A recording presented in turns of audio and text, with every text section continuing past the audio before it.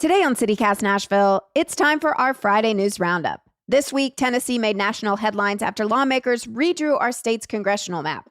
We'll help make sense of that, plus break down the results of this week's Davidson County primary election. And on a lighter note, strawberry season is here, and there are plenty of festivals happening all around town this weekend. Oh, and do not miss our members-only bonus segment, Hell Nah. We have got thoughts on Nashville's newest greenway and the police who will patrol it during concerts at Ascend. It's Friday, May 8th. I'm your host, Marie Cecile Anderson, and this is what Nashville's talking about.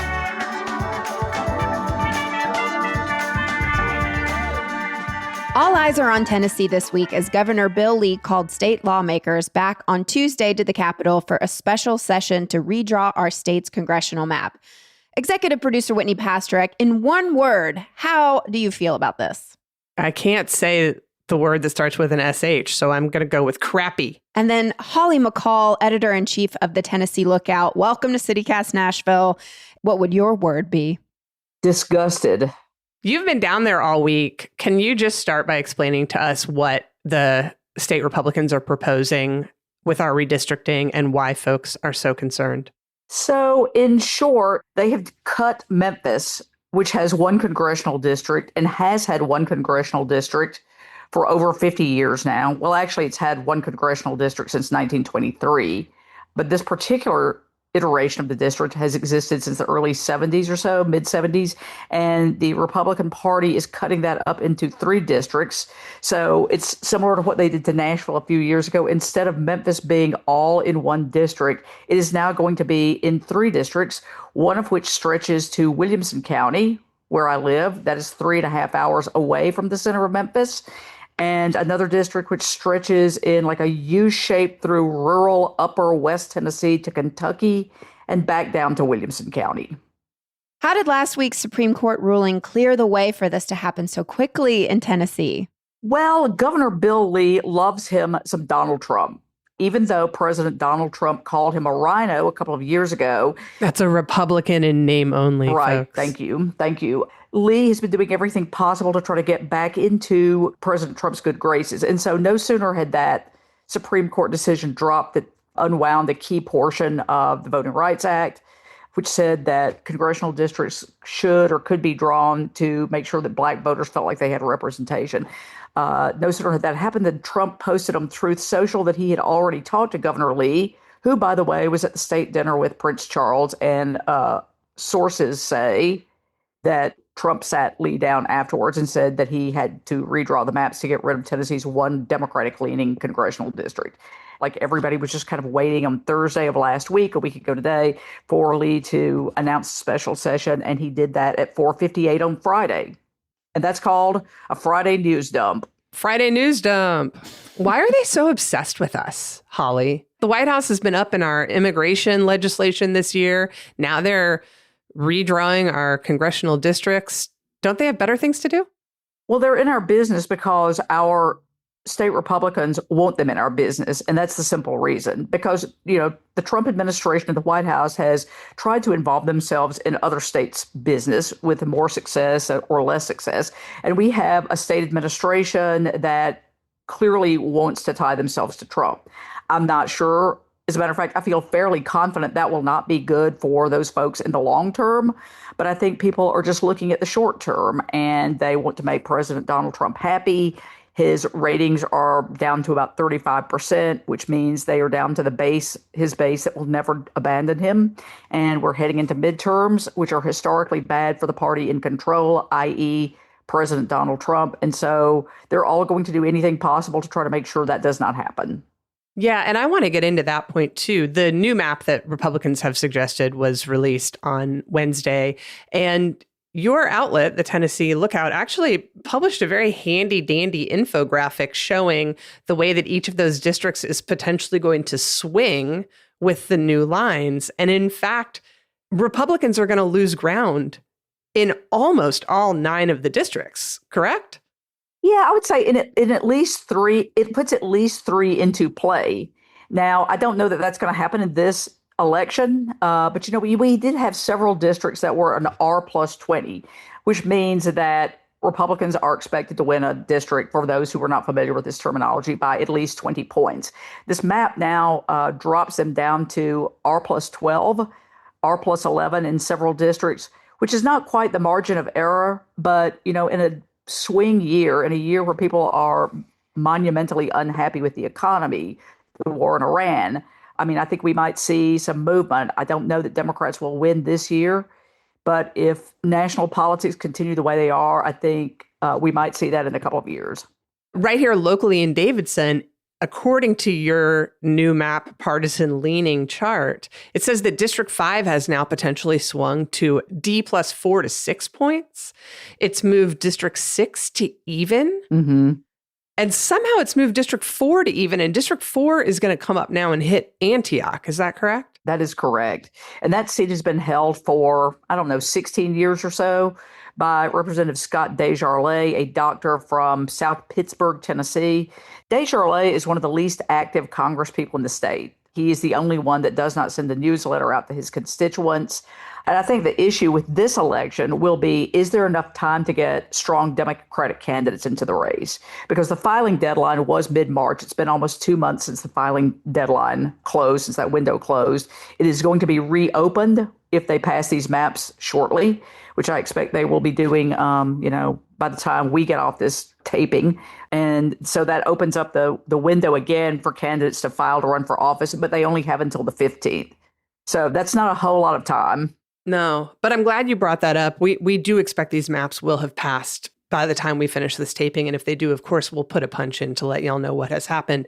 But, based on your social media and a lot of the news stories that Marie and I both have been reading, Holly, we've kind of gotten the sense that this was a given. These maps were going to pass no matter what, because this special session doesn't look like it's been particularly small d Democratic. And in fact, some Democratic lawmakers, as well as members of the press, such as yourself, have been locked out of committee rooms. Why even go through this charade at all? It's a good question. They are putting a face on things. So typically during a normal legislative session, when amendments are put on bills, those amendments are listed on the public legislative website. Amendments aren't even listed on the website for this special session. The public cannot see what is going on unless they are sitting in a committee room or watching a live stream trying to follow along. And that's not always the easiest thing to do. And so I feel like that they are following state law to its most basic level. They're doing the least necessary to follow the law. Yeah. Because I was going to ask, this isn't illegal? It's not illegal, but they're following the law barely. So right now, it is illegal as of the time we were speaking, it is illegal to pass new congressional maps outside of the once a decade U.S. Census survey. However, you can change the law, and that is what they are doing in this special session. Gotcha. One of the first bills filed was to make it legal to pass congressional redistricting at any time. Now, there was a bill by Representative Jody Barrett, or an amendment to the bill that came up yesterday. Representative Barrett from Dixon, who was also sponsoring a bill this year that would potentially subject women who had abortions to first-degree murder charges and the death penalty, he proposed a constitutional amendment to make it okay to redistrict at any time. Once a year, once every 2 years, whenever you want. That did fail. So, oh, well, thank God. Small favors. Okay. If this map does pass, are we looking at more lawsuits? Would that be guaranteed? I would expect that a lawsuit has been drafted up, much like I expected, and like everybody of sound mind expected. These maps were already drawn up before the session started, right? I would expect there are lawsuits in the can that will drop as soon as the session gavels out. And I don't know if there'll be from the ACLU, the NAACP, some other group, but I will buy you all lunch if a lawsuit is not filed by the end of today. Let's role play. I'm Matt Van Epps. I just won the congressional seat in Tennessee District 7. I would potentially sue to be like, that's not what you hired me to do.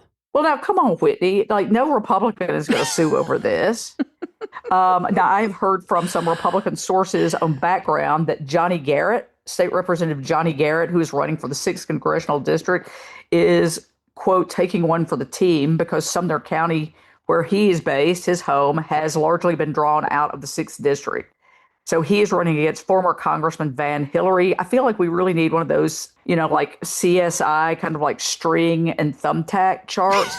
Van Hillary was 4th Congressional District rep years ago. He is running now for the 6th Congressional District.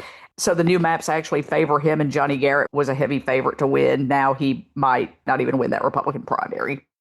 And we're seeing online people from across our state are showing up at the Capitol, people from Knoxville and Memphis and Chattanooga, obviously Nashville. But this type of activism, does that actually make a difference in your opinion? No. I mean, I think it is good for other people in parts of the state and other parts of the country who assume that Tennessee is a hillbilly, redneck, racist state. Because even just posting things on social media over the last couple of days, the number of people who say, well, this is what Tennessee voted for, and, maybe people should vote. And of course, people here do vote, although at low rates. So I think it is helpful for other people in parts of the country and other people in Tennessee to see what's going on. Does it help shoot down the legislation? No, because the lawmakers have made their minds up, and there could be 2,000 people packed into a committee room, or there could be 0, and it's not going to make any difference to the vote. And this is why my word was crappy. So while we were sitting here, I just got a message from my lead Capitol Hill reporter that the House has passed the new congressional maps. They have adjourned, and the crowd is roaring. Hard to tell. There's very loud siren sound. It sounds like somebody set off the fire alarm. Could be sirens, but it is complete chaos. And the Senate is still in session. Wow. And I just saw a video from the Tennessee Holler that Representative Todd Warner came into the House to take that vote while draped in a Trump flag. He did. And just a little while ago, Keyshawn Pearson, a Memphis activist who is the brother of State Rep Justin Pearson, who was running for Congress in the 9th District. Keyshawn Pearson was arrested in the House gallery by state troopers, apparently for protesting and making noise, but it's not clear how much he was doing because everybody is making a lot of noise up there. So this is a live taping, y'all. We don't know what's going to happen, but this is what's happening as we're having this conversation. And probably the next thing that you hear from us is that we will tell you what happened later in the afternoon. You're hearing this Friday morning, but it's a live one on Thursday. The Tennessee General Assembly did, in fact, pass the new map yesterday afternoon on a party line vote after a day of protests and chaos in the Capitol. According to the Tennessee Lookout, Republican State Senator John Stevens introduced the new congressional map for its final vote in the Senate by saying, quote, Tennessee is a conservative state, and this map ensures that our congressional delegation reflects that. This is about allowing Tennessee to maximize its partisan advantage. After the Senate's vote, Nashville Senator Charlene Oliver stood on her desk to unfurl a banner with the words, "No Jim Crow, Stop the TN Steal." Nashville Representative Justin Jones burned a printout of the Confederate flag in the rotunda. Memphis-based state representatives like Senator London Lamar and Representative Ramesh Akbari were visibly emotional, with Akbari telling the Tennessean, quote, "You see us cry because we are angry, but joy cometh in the morning.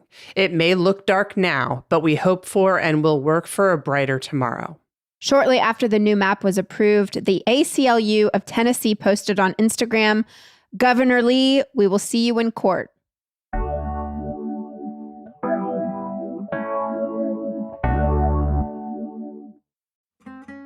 Hey Nashville, y'all hungry? Well, if you are like me and love a great food scene, it might be time for a road trip to Birmingham, Alabama. We're talking Michelin-recognized restaurants, some of the best barbecue in the country, and a dining scene that outlets like Afar, Eater, and Southern Living are all raving about. USA Today even ranked Birmingham's Southbound Food Festival as one of the best in the country. But it's not just about the food, though honestly, that would be enough for me. But Birmingham also has a rich history, tons of outdoor activities, a passionate sports culture, and plenty to do whether you're traveling solo, with friends, or bringing the whole family. You can explore hands-on exhibits at the McWane Science Center, visit the Birmingham Zoo, or just hang out at Railroad Park downtown. And if you're more of an outdoorsy type, there are hiking trails, biking routes, and even great spots to paddle or golf. For inspiration, go ahead and follow @InBirmingham on Instagram and start planning your trip at inbirmingham.com. That's INBirmingham.com. windownation.com.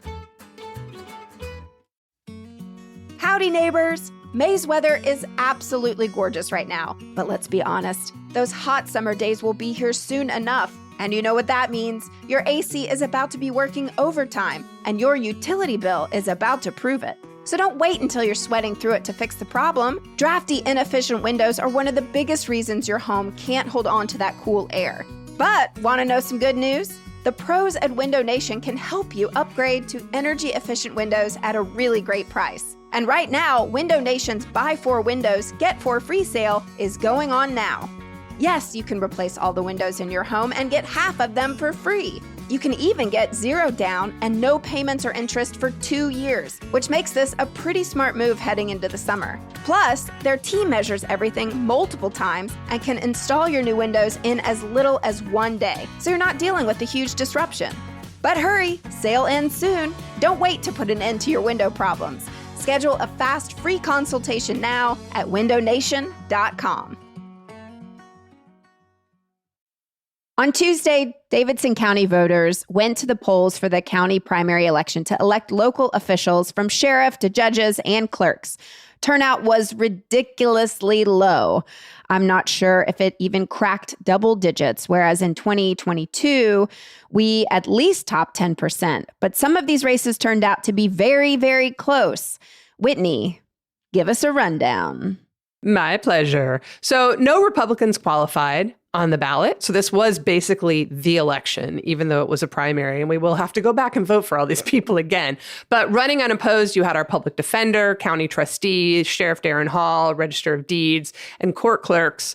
But the judge races were really where a lot of this heated up. So in 2 of them, Davidson County voters opted for progressive challengers over the incumbents who were in those chairs who'd been appointed by Governor Bill Lee. Corletra Mance defeated Bethany Glandorf for Circuit Court. Everybody out there will know Corletra Mance because she had the Mance for Judge signs with the curiously colored letters that everybody was like, is that code? What does it mean? What is it trying to tell us? But anyway, Mance beat Glandorf in that race. And then former public defender Dawn Diener, in the comeback of the night, truly squeaked past Jim Todd for criminal court. Todd had been leading in early voting. And then as the election day totals came in, Dawn Diener squeaked on by. Holly, Jim Todd has been working in the Nashville legal system for like 3 decades. Did this surprise you? No. And I will tell you, I heard all this talk among some progressive activists about please vote against Jim Todd because he was appointed by Bill Lee and he's a terrible Republican. Look, I've known Jim Todd for a very long time, back when Jim Todd worked for Al Gore, who was the U.S. Senator at the time and then became Vice President of the United States and President for a minute. Anyway. It's too soon, Holly. Jim Todd is not a conservative. He's not a Republican. And so it was interesting to me how people are getting tagged these days. But you know what? There seems to be a real hunger for women in office. And Dawn Diener was supported by some of the same people who supported Jody Bell, who also won a judgeship. I think they were both supported by State Representative Afton Bain. And I think there's an interesting story to be made about what Bain's support was. How did it factor into it? I don't know that that was the only factor. I don't think it was the only factor. Jody Bell is very qualified, and I feel confident that Dawn Diener is going to do a really good job. Well, and I was going to ask you, too, about the Jody Bell race. She held off a challenge from Michael Robinson, who's a current night court magistrate. But more importantly, he comes from a line of local judges, father and grandfather. His dad is currently a general sessions judge. Did you think that his family legacy would be able to carry him farther in that race? So I did not think that would be it. His family has been a political power since the 1930s or 40s, literally almost 100 years. Having said that, they are not the power they used to be. They had East Nashville, Old Hickory, and the name Muriel Robinson, who is his, I think, great aunt, was a divorce judge, family judge. Her name used to strike fear and awe into the hearts of many, many people who were never even going to come before her. But I think now Nashville has changed so much, and there's so many voters who have no idea who the Robinsons are whatsoever. Having said that, I was surprised that he did not fare a bit better than he did. That was an absolute crushing, freaking blowout. Well, you mentioned that Nashville has changed so much, and some people probably don't necessarily know their history. The county clerk race is a place where I wonder if that came up. Former Metro Council member at large Sharon Hurt beat out school board chair and longtime organizer and legislative advisor Frida Player. Player had been endorsed by the retiring county clerk Brenda Wynn, but more importantly to me, there was a third candidate in the race, former District 5 council member Pam Murray, the only elected official to ever be recalled here in Davidson County. Do we think she acted as spoiler here, or was Hurt's countywide name recognition just too much to overcome? I think what you just said was the factor. The margin between Player and Hurt was more than I thought it would be. I think that was a couple of thousand margin. But you can't say that Murray, like if Murray wasn't in the race, all of those votes would not have gone to Frida Player. Some would have gone to Hurt. And so I think Hurt would have won anyway. I'll tell you what, that's another one proving that I really don't know squat about politics, or at least city politics. I thought that Frida Player would have won that. It's not that I didn't think, not that I didn't think that Sharon Hurt was going to be a formidable candidate, but Frida Player got into it early. She rounded up a lot of support from unions, from the Woman's Breakfast Club that she's a member of and that Sharon Hurt used to be a member of. She got endorsed by Brenda Wynn, the outgoing clerk, and it just looked like not establishment, but she's a hard worker too. And she's run for office and won a couple of times herself, not countywide. And so I would have predicted that she would have won. But you know what? I'm telling you, every freaking time Sharon Hurt runs for office, she surprises people every freaking time. Yeah. And I think this was another example. And then finally, we got to talk about it. Circuit Court Clerk Joseph Day barely held on to his seat, beating challenger Howard Jones by 362 votes. Howard Jones, we've talked about on the show before, as another one of those sort of perennial candidates. And oh my God, he almost caught the car this time. I don't know what that was about. What was that about? I would think that would have been sort of a low interest race.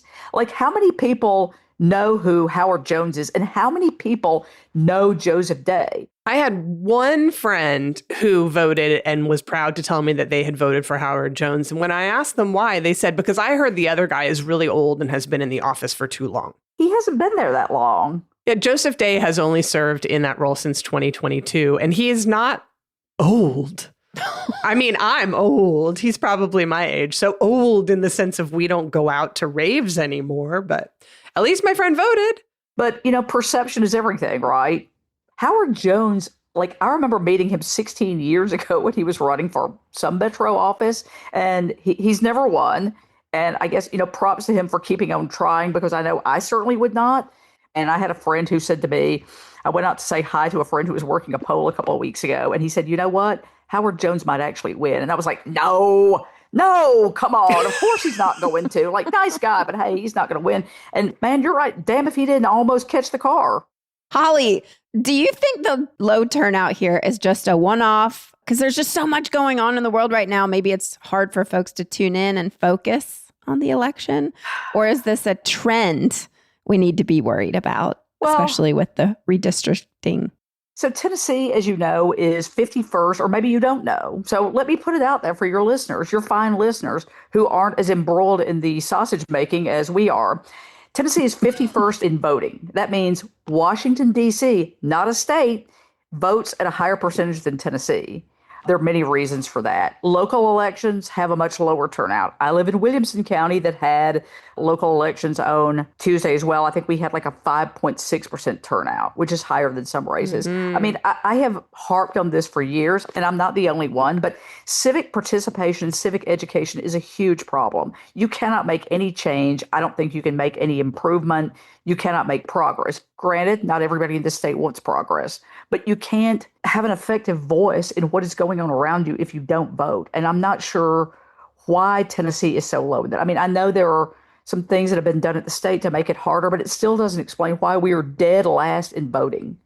And, I find it distressing personally, because to me, and I'm going to get up on my soapbox for a second, voting is the most basic level of participation in the civic process, especially local voting. Everybody now wants to talk about President Donald Trump and what's Pete Hegseth doing. And oh my God, Kash Patel, the FBI director, is walking around with a stash of liquor. But you know what? What affects everybody on a day-to-day basis and what affects Nashvillians is what is going on in the county clerk's office. You might not realize that, but that's where you can make the most amount of difference, the biggest difference, and it's where you were affected on a day-to-day basis. You can't do squat about Donald Trump. You can't. Get off of TV, get off Fox News, get off CNN, get the freaking work in Nashville.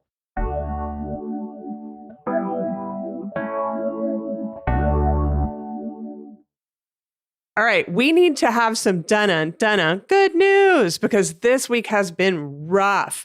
Marie, any suggestions? Well, folks, it's the 85th annual Middle Tennessee Strawberry Festival in Portland, Tennessee, although their theme this year is very proud to be an American. Well, it is the America's 250, but wait, this is a good idea. There's a ton of festivals, so I think we should pick ones that are going to cheer us up. Marie, does a strawberry festival sound like it will cheer you up? I mean, it sounds pretty freaking cool. So tonight, they're kicking off with a Strawberry Jam concert and fireworks. And they also have the Oscar Mayer Wiener Mobile that will be there this evening. Yay! And then tomorrow, May 9th, what I find so cool about this is actually it does describe, like, as you drive into Portland, the farmers will be lining the streets selling strawberries. And they have full day of programming for you to check out. So just check out middletennesseestrawberryfestival.net. And it's free. Gotta love a free festival. If you can't go to Portland, Tennessee, we have our own strawberry festival right here at Nashville at our Nashville Farmers Market on Saturday, 10 to 2 p.m. Live music, free pony rides and petting zoo for kids, an Aztec dance performance at 11:15 and 2 p.m., cooking demonstrations, food trucks, and you guessed it, lots and lots of strawberries. Oh, and a princess meet and greet. I'll be there. Well, princess. Okay. Well, I think I would be cheered up by the Nashville Spring Festival at Nashville's new Chinatown that they're trying to put choice lanes through against the wishes of the Antioch community. Tickets to this are like $10 tomorrow and Sunday starting at 11:15 and going into the early evening. It's a great way to celebrate Asian American, Native Hawaiian, and Pacific Islander Heritage Month this month. They'll have kites and lanterns and Asian marketplace, tons of performances, including lion dance ensemble, street food. Marie, there will be dumplings. Dumplings. Doesn't that sound fun? Holly, what do you think about that one? Would that cheer you up? Man, you know what? First of all, like, there's really nothing better in the world than a homegrown strawberry, except for a homegrown tomato. So I'd be down with that strawberry festival, although, in fact, I'm probably going to sit in my house and sulk this weekend. However, who doesn't like a dumpling? I mean, every culture in the world has their version of a dumpling. No, man, like, dumplings are the, old person phrase, the bomb. I would absolutely go eat the you-know-what out of some dumplings. Well, I'm glad you brought up tomatoes because the same folks who do the Tomato Fest actually have an arts festival, the Hendersonville Arts Festival, Saturday and Sunday. It's got performances from great local musicians, ton of local artisan vendors, amazing pottery. Holly, maybe you could go to that. Buy something pretty for yourself. I don't know. I'm not a big pottery person. All right, that's not for her. Okay, I got another one. Holly, I am sure you are excited about steeplechase. Iroquois steeplechase in the Warner Parks. Look at her face. This is amazing. A great Nashville tradition. You live in Franklin. Surely all your friends are going with their hats. My friends don't go. My parents took us to steeplechase when I was a kid back in days of yore, and it was a beautiful event. People sat on the hill, had picnics. I haven't been since 2011, but I know a lot of people really, really enjoy that event. If you've never been, it's probably worth checking out. Marie's gotten very drunk there in the past. The whole thing starts at noon. She lost her sister once. It's a story we've told before. The whole thing starts at noon with the Parade of Hounds. The last race is at 5 p.m. Please get there early. And remember, folks, no wagering. Wagering is illegal in the state of Tennessee. We're going to say drink responsibly. Oh, and please, folks, drink responsibly. And no wagering. Know where your little sister is at all times and don't lose her.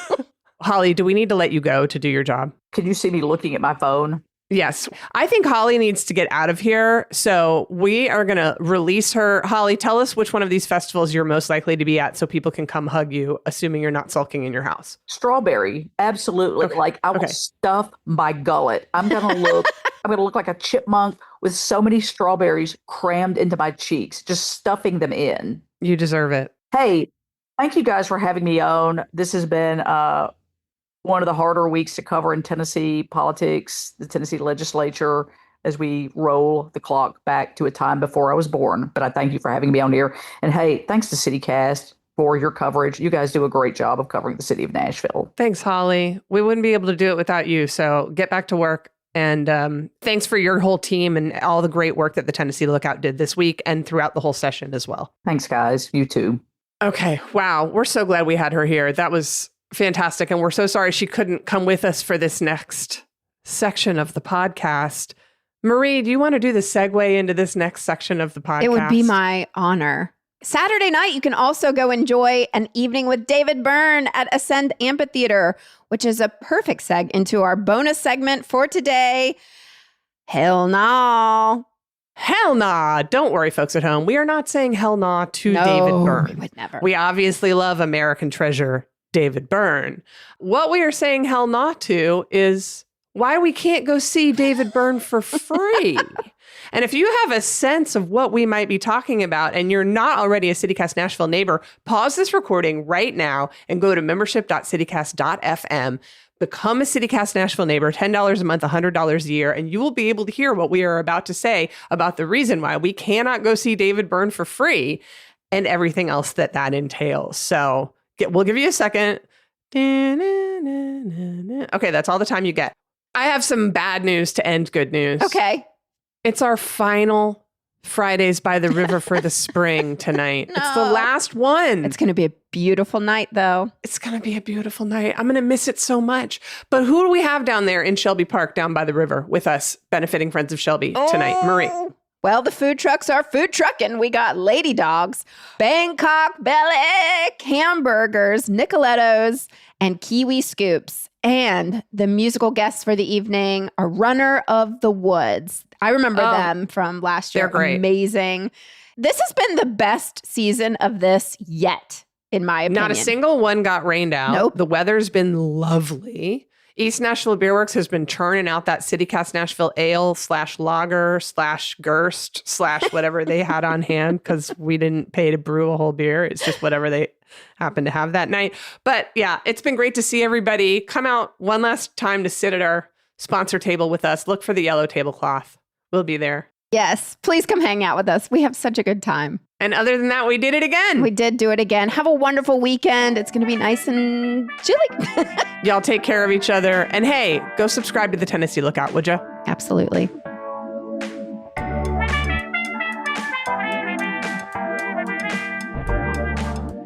That's all for today here on CityCast Nashville. And don't forget, you can support this show and get great perks by becoming a CityCast Nashville neighbor at membership.citycast.fm. I'm your host, Marie Cecil Anderson. Our executive producer is Whitney Pasterek. Our producer is Katie McMurrin. Our CityCast Nashville newsletter editor is Margaret Kingsbury, with extra help this week from Natalia Aldana, Laura Sutsui, Alyssa Castles, and Elizabeth Kama. Our theme music is by Prop Jenkins, with additional music by Steve Curry and Ryan Inlow from Triple Scoop Music via Getty Images. If you enjoyed the show, why not tell your friends? Rate the show, leave us a review, and subscribe to our CityCast Nashville newsletter. We'll be back Monday morning with more news from around the city. Toodles!